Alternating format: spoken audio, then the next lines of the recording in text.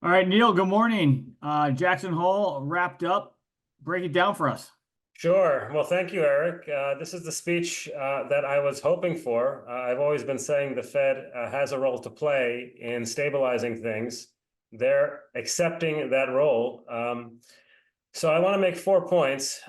First, missing from Powell's speech is the word gradual. That's a word that was quite often uttered by some of his colleagues yesterday in the opening sort of day of Jackson Hole. I took that to sort of mean that they were removing optionality around big moves. So the fact that Powell didn't say that word around the path forward, I think is important. He's not removing that optionality. So it means that if it's warranted, they'll go bigger than just 25 basis point moves.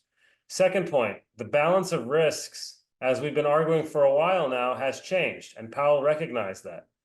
He basically said there's a higher risk of rising unemployment than rising inflation. He's confident in the path of inflation getting back to 2%. Third, the risk of recession is now going down because the Fed is seeking to support the labor market. The comments around the labor market were universally dovish. They do not want to see any further cooling in the job market. For market participants, that basically means that the strike price on the fabled Jerome Powell put is now going up. And finally, nothing that he said today settles the debate between 25 or 50. But it's safe to say that if the data softens, the Fed's going to cut more aggressively until the economy stabilizes.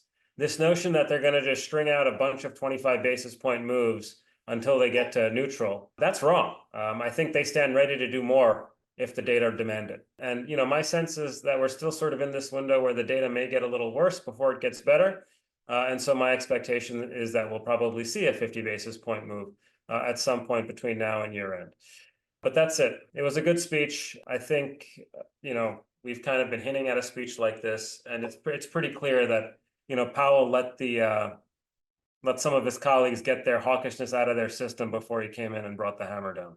Well, I can't argue. Four bullet points, pretty clear, pretty crisp. So let's just end it there. Thanks, Neil. I'll talk to you soon. Thank you.